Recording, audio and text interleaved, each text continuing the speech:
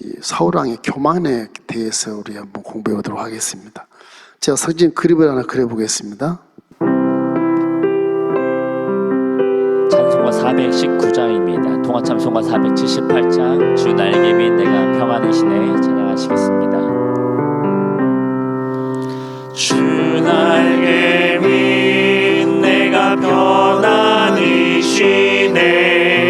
밤 깊고 비바람 불어쳐도 아버지께서 날 지켜주시니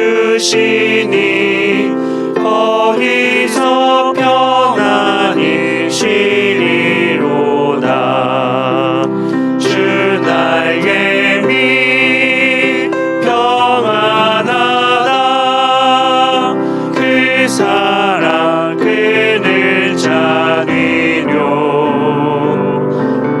주 날개 및 내 쉬는 영혼 영원히 거기서 살리.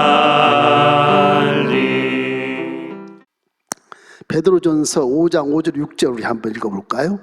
자, 젊은 자들아 이와 같이 장로들에게 순종하고 다 서로 겸손으로 허리를 동이라. 하나님은 교만한 자를 대적하시되 겸손한 자들에게는 은혜를 주시느니라.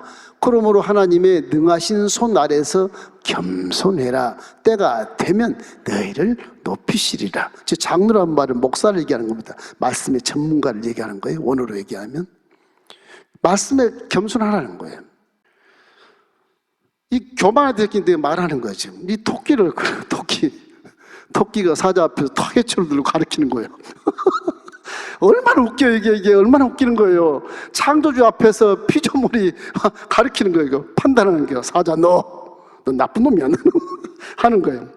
한 입도 안 된 게 얼마나 어리석은지 몰라요. 이게 정말 내 마음을 탁 드러내고 보면 그것이 얼마나 어리석은지 몰라요. 제발 교만하지 마십시오. 자, 오늘 이게 사울왕의 교만을 이렇게 들춰보면 우리가 비슷해요. 비슷해. 사울왕은 원래요, 사무엘이 기름 붓고 났을 때는 굉장히 겸손했습니다.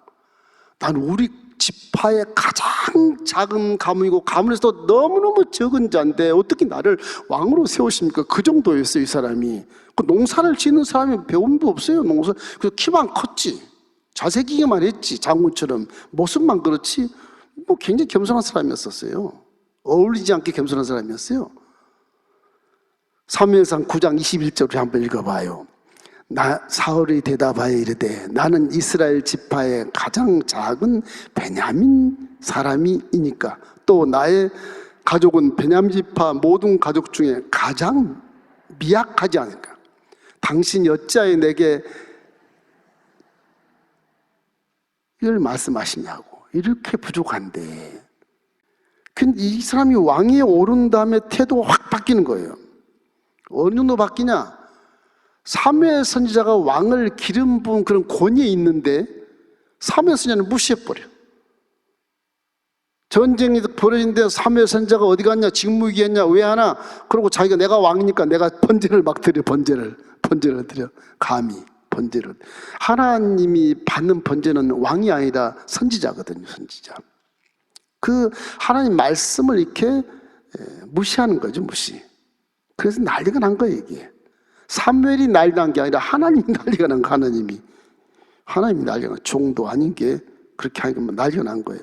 사무엘상 13장 13절에 이렇게 돼요. 사무엘이 사울에게 이르되 왕이 망령되이 행하였도다. 왕이 하나님 야훼께서 왕에게 내리신 명령을 지키지 아니하였도다.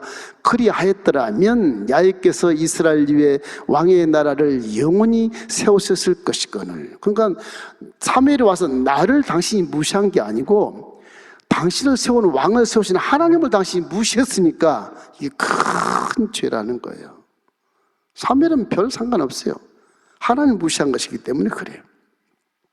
그래서 이 전쟁하는 입장에 서서 결국에는 이렇게 사무엘을 기다리지 못하고 말씀을 기다리지 못하고 사무엘이 오는 것도 뜻이거든. 하나님 뜻. 언제 신방을 올지 언제 그 뜻이거든. 그것도 뜻. 그때까지 기다려야 되는데 기다리기 전에 자기가 그냥 제사를 드려버린 거예요. 나라를 위해서 했겠죠. 나라를 위해서. 나라를 살리기 위해서. 급하니까 이해는 가는데 아무리 상황이 급하고 환경이 어려울지라도 비바람 치고 눈보라가 쳐도 믿음은 믿음대로 잘 지키는 것이 하나님의 뜻이라 그건 틀리면 승리가 돼요. 금방 망할 것 같아도 안 그래요. 근데 사람의 생각으로 판단해서 지금 저 건너편에 지금 블레셋이 엄청지 몰려오고 있다. 지금 예배 안 드리고 가면 큰일 나겠다. 예배 드리려고 하는 건 굉장히 좋은 거예요. 좋은 생각이죠. 그냥 싸우는 것보다. 예배를 들으면 묻고 싸워야 되니까 참 좋은 것인데 그 행위가 합당치 않았다는 것입니다. 사무엘상 15장 11절 한번 읽읍시다.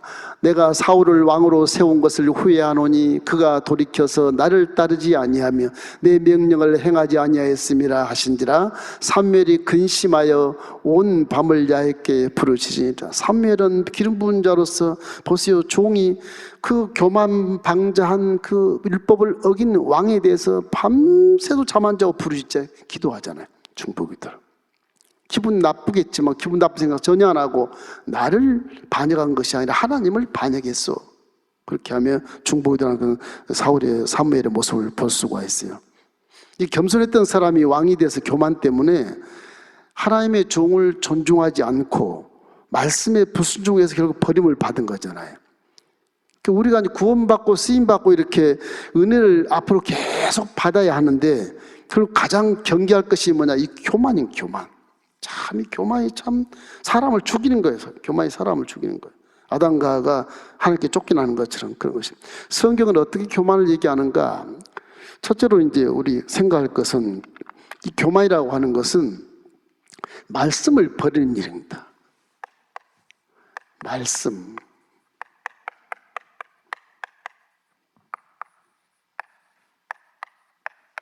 이게 교만이에요. 말씀을 버리는 것, 이게 교만이에요. 하나님의 창조주 말씀대로 살라고 특별계시를 다 줬는데 이거 상관없어. 세상의 지식과 경험과 이성으로 살았던 방식대로 막 지혜롭게 산다고 살면서 상대를 속이고 상대를 참소하고 막 거짓말을 퍼뜨려서 왕따를 시키고 우리가 자기가 막 올라가는 거예요. 결국에는 그건 망하는 거거든요. 말씀대로 순종하면 좀 천천히 가고 소리만 가죠. 말씀대로 순종한 사람은 변함이 없어요. 망하질 않아요. 그 진리이기 때문에 그런 것이죠. 그래서 죄라고 하는 거 교만이 가장 큰 죄인데 이 교만이 말씀을 버리는 것이 교만이에요. 우리가 하나님 믿고 의지하면 지금 이렇게 좋은 신약 시대에 와서 십자가 대속의 복음을 믿는 우리가 십자가 대속 복음의 정체성을 버리면 죄가 되는 거예요. 그게 교만이 교만. 말씀 버린 게 교만인 것입니다. 사무엘상 15장 23절 우리 함께 읽겠습니다. 이는 거역하는 것은 점치는 죄와 같고 완고한 것은 사신 우상에게 절하는 죄와 같음이라.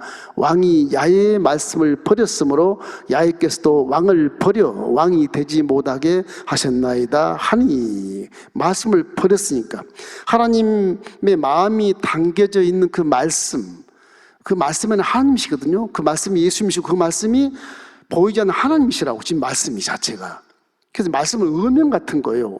왕이 명령을 내린 거예요. 왕이. 근데 그걸 무시해버리는 신하는 죽어야 돼요. 역적으로. 그잖아요. 똑같아요. 창조주의 이 성경 계신 말씀이 하나님이시잖아요. 태초에 말씀이 계시니라. 그가 하나님이시니라. 요한복음 1장 나와요. 1절에. 그가 하나님이시라. 그가 말씀이 하나님과 함께 하시는 그가 하나님이시니라.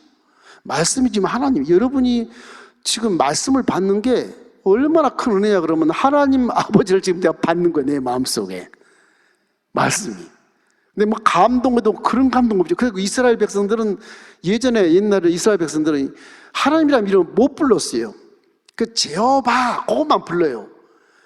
그 제호바라면 하나님 이름이 직접 이름이 아니에요. 그게 엘로힘이나 이게 아도냐 이런 이름이 아니에요. 그냥 제호바. 그래서 하나님도 못 부르니까 간접적으로 이렇게 부르는 거예요. 아버지 그런 것처럼 부르는 거예요. 그게 야훼라는 말이 야훼.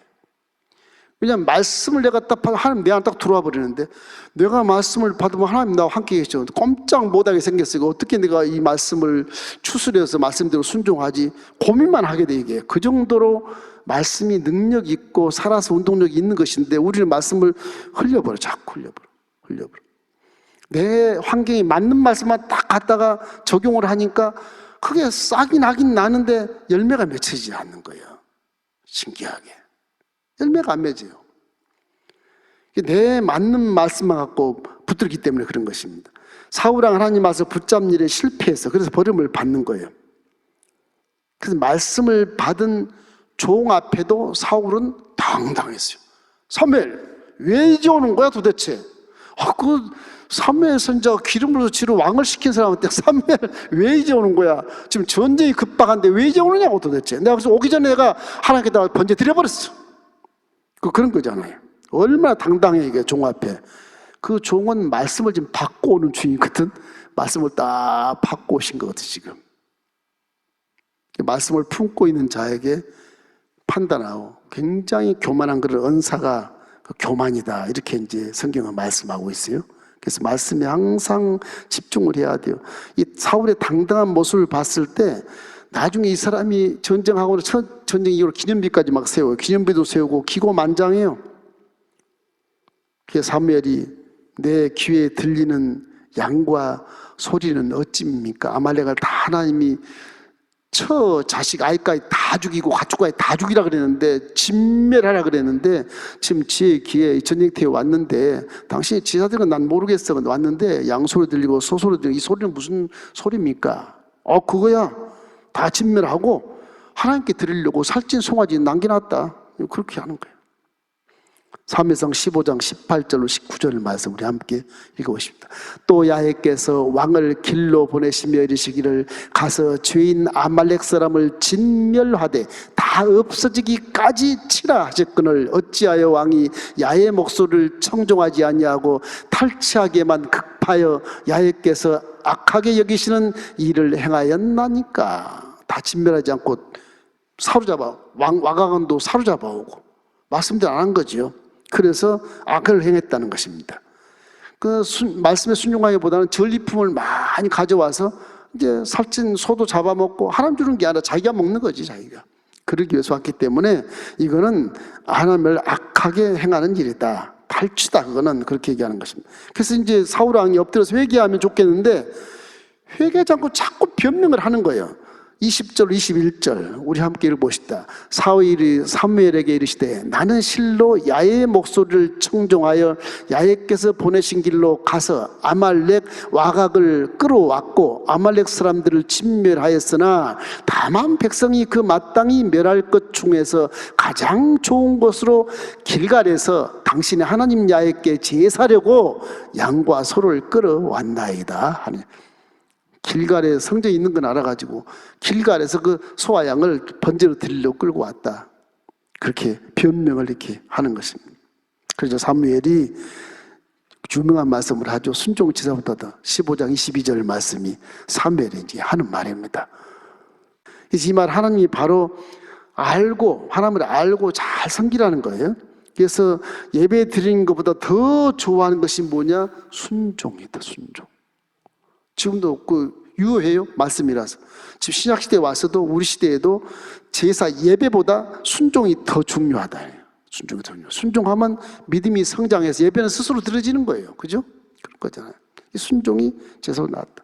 세상에 많은 것들이 있다 보니까 순종을 안 해요. 유혹하고 미혹당해서 아니요. 이게 이제 순종 안 하는 것을 뭐라 하냐면 거역하는 것이라 해요.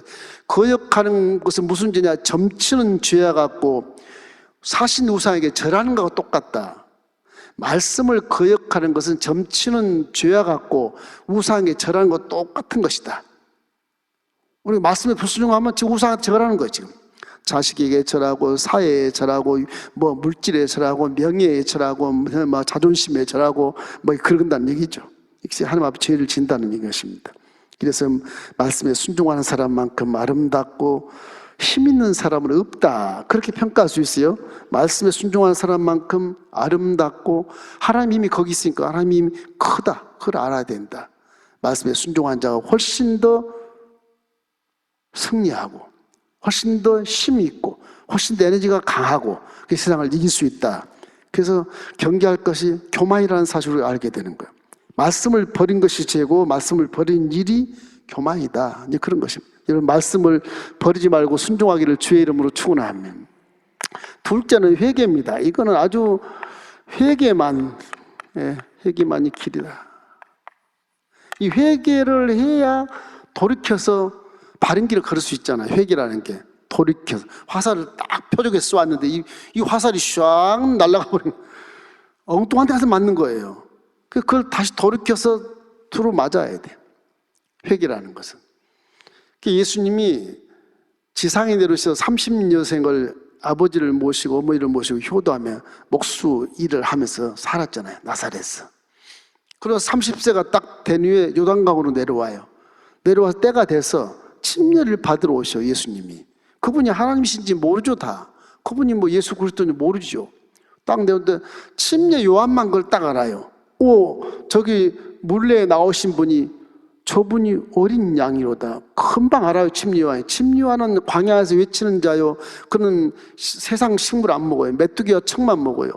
세상과 완전히 단절된 극단 경건주의자, 이 사람이. 그 기도를 얼마나 많이 했겠어요. 욕심이 없어요. 침례 요한 욕심 있을 리가 전혀 없어요. 그냥 가족 있고 사는 것이니까. 그래서 이제 침례를 하는데 영감이 있어서 보니까 예수란 분이 오시나요? 저분이 모든 인류의 죄를 지고 가는 어린 양이로다. 앞에 다가오시는 거예요. 예수님 벌써 알고 오시겠죠. 하나님이시니까 알고 오시겠죠. 저는 침례 못합니다. 하나님의 의를 위해서 침례해라. 무릎을 딱 꿇어 예수님. 침례원 앞에서.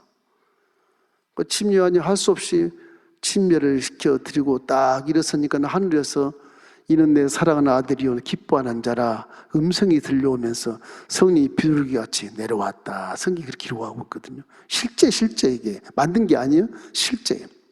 성령이 내려와서 충만하니까 이제 30세 이상 된 그 청년이 성령이 충만해서 집에 안 가고 그냥 유대 광야에 가서 40주 40날을 금식해. 40일 금식하면 죽습니다.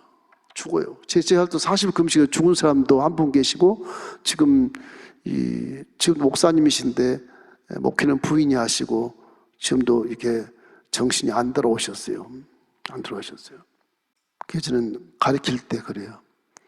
목사님, 제가 죽으면 죽으리라 40일 금식을 하겠습니다. 하지마 이놈아. 죽으려고 40일 금식해. 사명 있으면 살아야 사명을 다하지. 하나님이 하라 그러면 해라. 39일만 할까요? 겸손하게. 웃긴 놈 아니에요. 웃긴. 성경에 39일 하라고 말이 뜨냐? 내가 설명을 해줘요. 네가 얼마나 성격이 지랄 같으면 40일을 금식시키냐 하나님이. 그 영권이 아니다. 그거는 너가 창피할 일이야. 예수님과 비교하지 마. 창피할 일이야. 예수님은 성령 충만 내려오셔서 성령으로 40일 금식하신 분이야. 그분은 세상을 구원하러 오신 분이니까. 그럼 하나님이시니까 얼마든지 60일도 할 수 있고 100일도 할 수 있어. 그분은 1000일도 할 수 있고. 너는 얼마나 성격이 나쁘면 다른 사람은 3일 금식해서 완전히 깨지는데 너는 40일도 안 깨지니까 40일 하려고 하는 거 아니야 지금. 하나님이 그렇게 하라 그랬다면 그런 거다. 자랑하지 마. 70년대, 60년대, 80년대 초까지는요, 금식을 많이 하면 대단한 것으로 여겼어요. 장기 금식. 지금도 3일 금식하면 최고로 알아줘야 됩니다. 지금도. 그러니까 장기금, 나도 예수님처럼 금식해서 40일, 모세처럼 40일 하겠어. 그거는 성령이 충만해서 하나님이 명하실 때 하면 살아요. 삽니다. 스스로 자기의 힘으로 이렇게 해서 하려고 하면 힘들어요. 의학적으로도 힘들고 힘듭니다. 저는 40일 금식하면 굉장히 아주 존경을 하고 정말 영성을 인정하고 그렇게 신앙생활을 하지만은 그것이 좋은 것만은 아니로다. 이 세상이 다 유혹하고 미혹이 오기 때문에 언제나 또 그냥 40일 금식이 청결하고 순결했다가 전부 또 흙탕물이 들어오고 똥물이 들어와가지고 완전히 또 그냥 금식 안 한 자보다 더 악한 죄를 짓고 살더라는 거죠. 지금 시대는 2020년 시대는 금식이란 것이 많이 희석이 돼서 그런데 지금도 여러분 금식하면 하나님의 기적을 체험할 수 있습니다. 그러나 장기 금식할 때는 좋은 거 항상 상의하고 하셔야 돼요. 항상 상의하고. 그리고 보식을 잘 해야 되고 그 금식하고 나서 몸이 새로 추스러질 때 그 단계가 있거든요. 그러니까 그냥 혼자 하지 마시고 3일 금식 하더라도 종들에게 한번 상의하시고 하는 게 좋습니다. 꼭 그렇게 하시기 바랍니다. 이 금식이라는 게 교만을 뿌리채 뽑는데 굉장히 좋은 효과가 있어요. 이게요. 금식은. 금식 회개를 하나님 굉장히 좋아하셔요. 좋아하셔요. 내도 굉장히 좋아하죠. 주위에 멍해줄을 다 끌어버리고 마귀줄을 다 쫓아내버렸다. 이 금식이라는 것이. 내 속에 있는 거 다 쫓아내버려. 그렇기 때문에 금식은 회개 중에 굉장히 좋은 금식, 가장 좋은 거죠. 금식이에요. 이게. 자, 사울을 한번 보십시다. 회개를 하는데 이게 무엇인가? 사무엘상 15장 24절 25절 말씀이에요. 사울이 사무엘에게 이르되 내가 범죄하였나이다. 내가 야훼의 명령과 당신의 말씀을 어긴 것은 내가 백성을 두려워하여 그들의 말을 청종하였음이니이다. 청하오니 지금 내 죄를 사하고 나와 함께 돌아가서 나로 하여금 야훼께 경배하게 하소서. 옳은 말 같잖아요. 그렇죠? 옳은 말 같은데 저분이 지금 선지자에게 말한 말은 내가 이렇게 제사를 드린 것은 하나님 말씀을 거역하려고 그런 것이 아니라 저 백성들이 두려워서 그랬어요. 백성들이.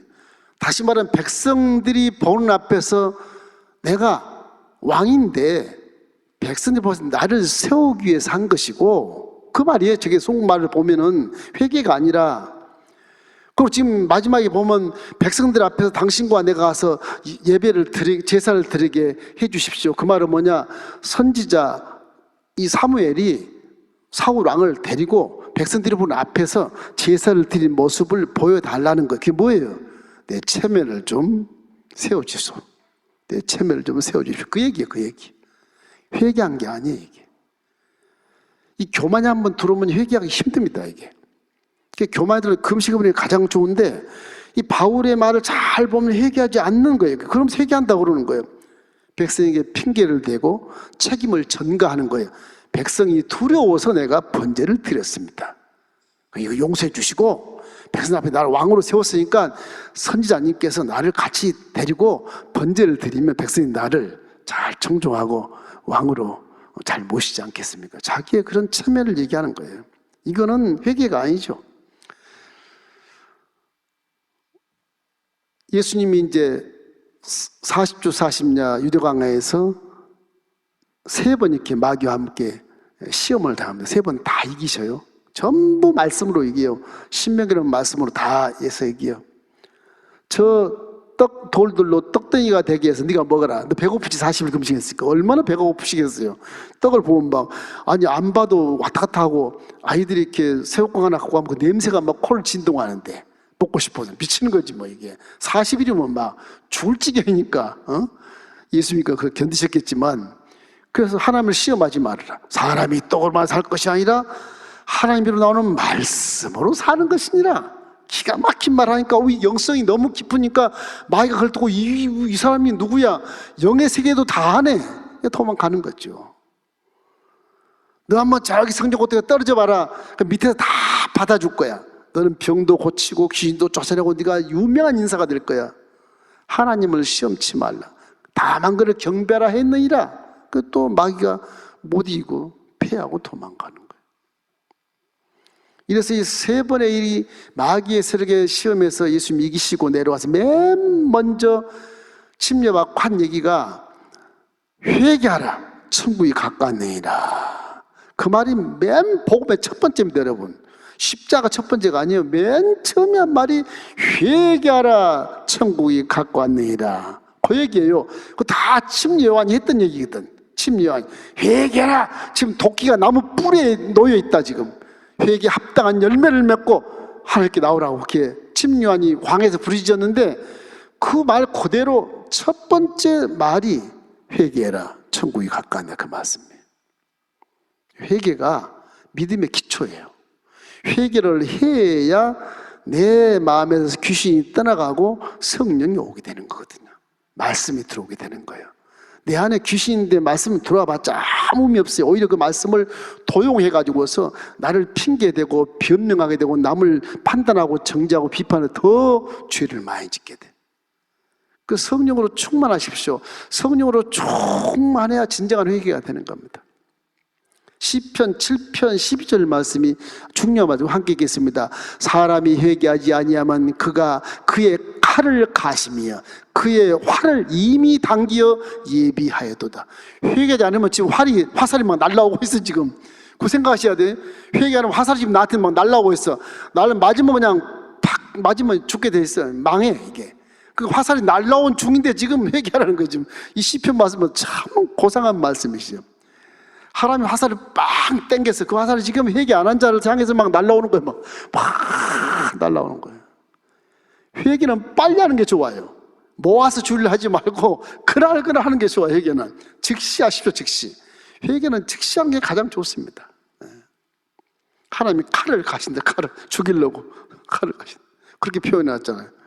대단한 말씀이에요. 대단한 말씀.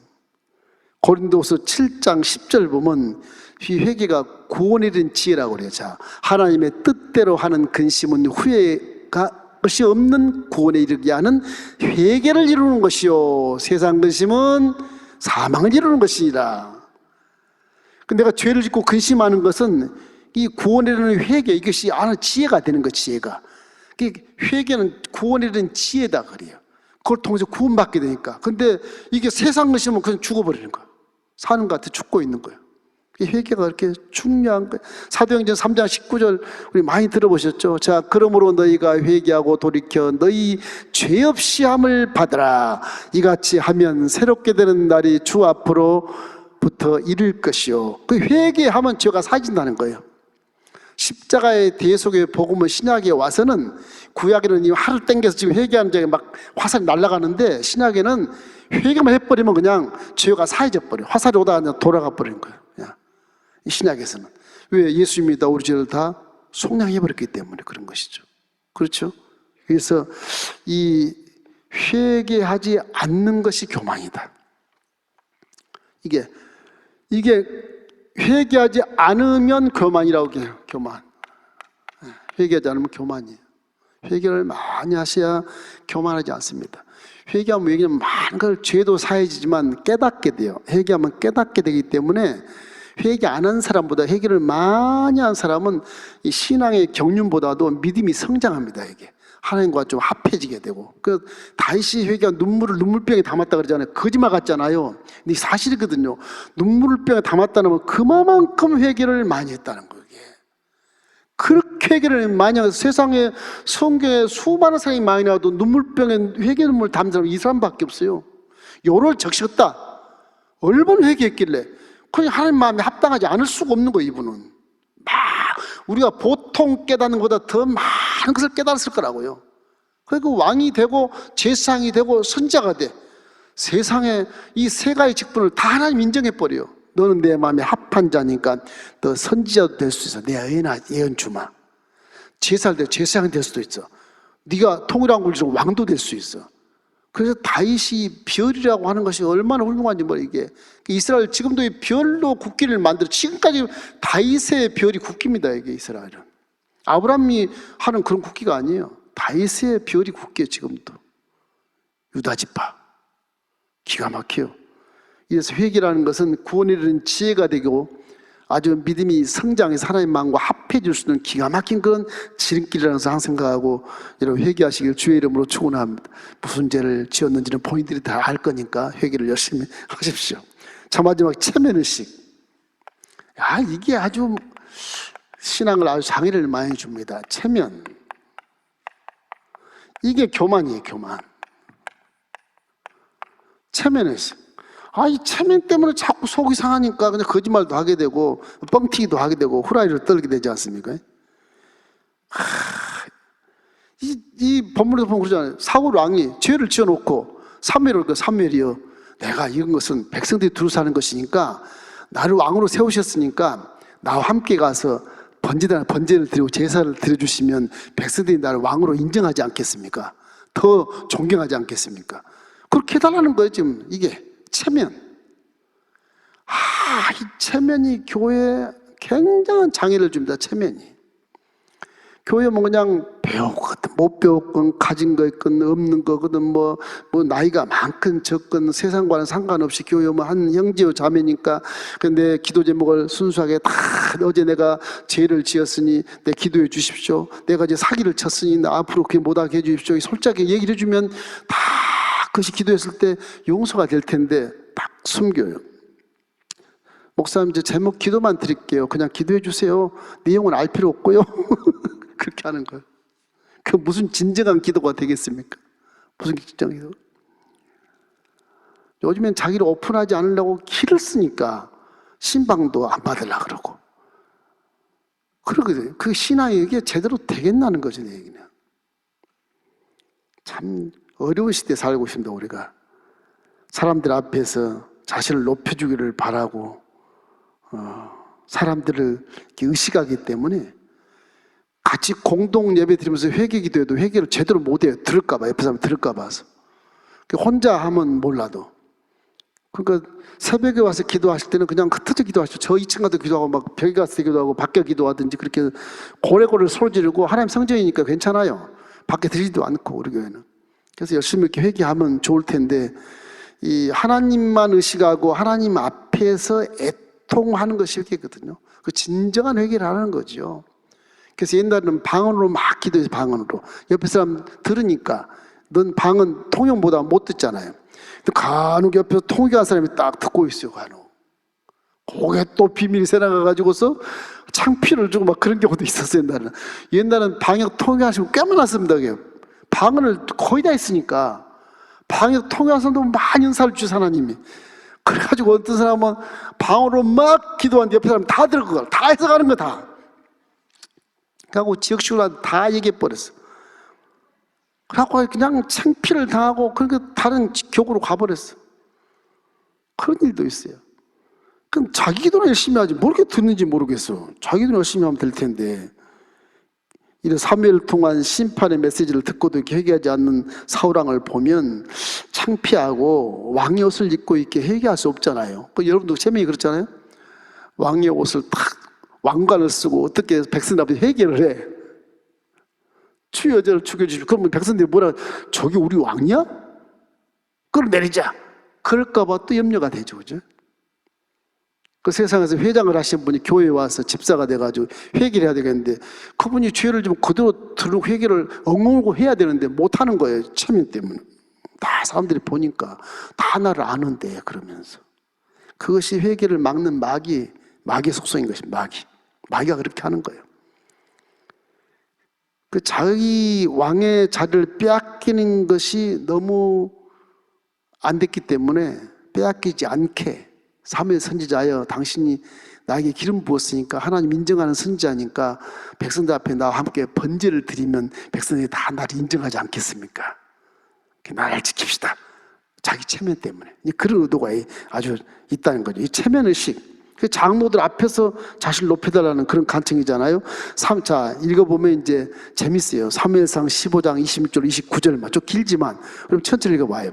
사무엘이 사울에게 이르되 나는 왕과 함께 돌아가지 아니하리니 이는 왕이 야의 말씀을 버렸으므로 야께서 왕을 버려 이스라엘 왕이 되지 못하게 하셨습니다 하고 사무엘이 가려고 돌아설 때 사울이 그의 겉옷자락을 붙잡으며 찢어진지라 사무엘이 그에게 이르되 야훼께서 오늘 이스라엘 나라를 왕에게 떼어 왕보다 나은 왕의 이웃에게 주셨나이다. 이스라엘의 지존자는 거짓이나 번개함이 없으시니 그는 사람이 아니심으로 결코 변개치 않으심이다 하니. 얼마나 체면의 의지를 했으면 사무엘 선지자 옷장을 탁 잡고 옷장을 찢어질 만큼 가지 말라고 찢어질 만큼 그렇게 애원을 했겠어요. 회개를 하지 않고 그 옷장을 잡는 것은 자기 체면을 위해서 세워달라는 거예요. 지금 세워달라는 거예요. 자기를 높여주기를 사무엘 선지자가 간구하는 거죠. 근데 생각해 보세요. 이스라엘 백성이 자기 백성인가요? 아니잖아요. 이스라엘 백성은 하나님 백성이거든. 하나님 백성 앞에서 자기가 왕이 되기 위한 생각을 하는 것이거든. 그 하나님을 섬기겠습니까? 못 섬기죠. 요즘 우리 21세기에 살아가는 저와 여러분도 다 이런 생각을 하는 것 같아요. 내 체면, 넬님께서 내가 알아줘야 돼. 나를 알아줘야 돼. 안 알아주면 다른 길로 갈 거야. 이런 개념. 알아줘야 돼. 그런 시대에 살기 때문에 이 사울 왕의 이 교만이라고 하는 것이 우리와 비슷해요. 이게요. 비슷합니다.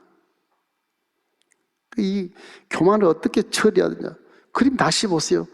요 조그만 토끼가 한 입도 안 되는데 이게 먹으면 고만인데 사자 앞에서 막 가리켜 채찍질 가죠. 이거 얼마나 이게 어불성설이고 맞지 않는 논리예요 이게요. 하나님 앞에서 우리가 꼭 하는 것 같은 거란 말이에요 저게. 그게 얼마나 큰 죄가 되겠어요 저게요. 하나님이 빛이 웃으시면서 그래 애기니까 그렇구나 봐줄 수는 있겠지만 저게 자꾸 교만이 일어나서 말씀에 불순종하다 보면 지가 지기를 가다가 퍼지고 넘어지고 자빠져서 이제 또 하나님을 또 원망해요. 저게 또 원망을 막 나중에 보면 들어누워서 그냥 마음대로 하라 그러고 죽이라 그러고 막 그 잡아먹어도 시원찮는 게 그냥 응? 그러니까 얼마나 하나님 마음이 아프시겠어요. 우리가 그런 존재라는 것을 항상 생각해야 되는 것입니다. 이래서 교만은 스스로 높인 자를 말하는 거예요. 자기를 스스로. 하나님이 당신을 버렸다. 사울을 회개하기보다도 사무엘의 옷자락을 붙잡은 그것이 자기 죄를 발견하지 못하는 증거가 되는 거예요. 회개는 자기 죄를 발견하는 것이거든요. 하나님은 지금이라도 회개하면 내가 죄를 발견하고 회개를 하면 하나님은 은혜를 베푸시게 돼 있어요. 성경 말씀에 수없이 써 있어요.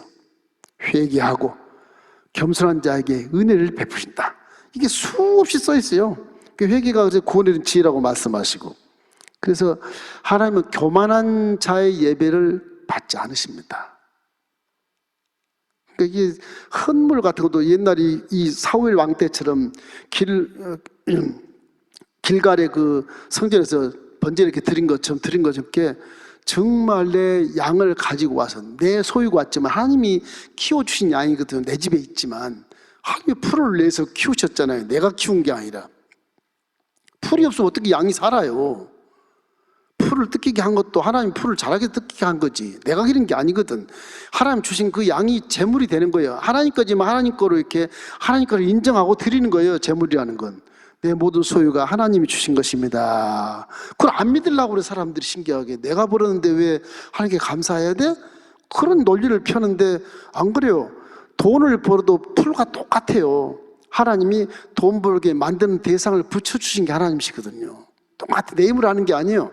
그 환경을 조성해서 만들어주고 부자 되게 해서 믿게 하는 거 이게 또 드리게 하는 거예요. 그걸 그대로 믿고 그대로 하나님 것입니다. 그러고 주인식을 가지고 드려야 되는데 내가 계산해서 드려. 계산해서 이렇게 얼마나 웃긴지 몰라요. 하나님 편에서 보면 그 양을 바치는 똑같은 양을 가지고 와서 내 죄를 또 하나님이 주신 재물에다가 내 죄를 다 뒤집어씌요. 안수해가지고 내가 이제 무슨 죄를 짓고 형제에게 무슨 죄를 짓고 도둑질하고 사기를 치고 거짓말하고 다 안수해서 해가지고 그 양을 내가 제사장에 준 칼을 가지고 내가 양의 목을 따 거기서 푹 찔러서 양편에 담아요. 피를.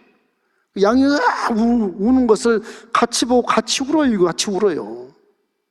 그 양을 죽이면 제사장이 양을 받아가지고 번지나서 다 뼈와 살을 추리고 비둘기 같은 그냥 살이지만은 보침성은 다 뼈와 살을 추려서 번제로 이렇게 드리는 것이거든요. 그렇게 그 하나님 앞에 서는 게 위험스럽고 정말 의미하는 그런 입장에 서서 딱 우리가 하나님을 믿어야 되는데 그냥 은혜 시대라 그래서 은혜 그럼 다 좋은 거라 그래서 공짜로만 주는 줄 알고 십자가는 간접적인 것이고 십자가를 믿으면 나한테 복을 주시겠지 그런 쉬운 생각으로 믿는 것은 믿음이 아닌 겁니다. 진정으로 십자가에 달리신 예수 그리스도가 하나님이시고 그분이 내 아버지신 것을 알고 지금 그분이 나 안에 성령으로 와 계신 것을 인정을 해야 진실한 사람이 되고 휴머니티, 겸손한 사람이 되고 긍휼함이 있고 자비가 있는 사람이 되고 그런 사람이 나중에 그런 겸손함으로 갈 때 뒤에 따라온 것이 뭐냐? 종기가 오는 거예요. 노빌리티, 종기가 오는 거예요. 종기가. 그렇기 때문에 항상 겸손하고 이 말도 굉장히 조심해야 됩니다. 말을. 농담을 하는 것처럼 말 하나하나에 교만이 서려 있어요. 교만 말 들어보면 저분은 겸손하시고 저분은 교만하네 좀. 교만하네 좀. 이게 말에 서 있어요. 말에. 그게. 참 신기해요. 사람의 환경이 그러니까 어쩔 수 없겠지만, 그러나 회개하면 그거를 깊이 또 반성하게 되고 새로운 그런 성찰 속에서 내 말과 생각과 행동이 바뀌게 되는 겁니다. 다른 건 몰라도 교만하지 마십시오. 다른 건 몰라도 교만만 하면 살아요. 그래도 다른 데는 다 용서받을 수 있어. 교만만 하지 말아요. 교만만. 전부 다 겸손하실 주의 이름으로 축원합니다. 우리 교회 성도님들 다 착하고 선해서 그런 분이 별로 없겠지만, 이 하나님 높이신 지도자도 항상 스스로 낮추는 것이고, 사용한 일꾼도 겸손히 순종한 자를 사용하거든요. 그래서 세례 요한, 침 요한이 하는 말 항상 잊지 마세요. 그는 흥하여야 되겠고 나는 망해야 된다. 나는 쇠해야 된다. 그게 이제 하나님을 섬기는 성도들의 모습이에요. 그는 흥하여야 되겠고 나는 쇠하여야 하리라. 예수님은 흥하여 나는 쇠하여야 하리라. 그리고 세례 요한은 싹 사라지잖아요. 순교에서 사라져버려요. 마태복음 23장 12절 우리 읽고 마치겠습니다. 누구든지 자기를 높이는 자는 낮아지고 누구든지 자기를 낮추는 자는 높아지리라.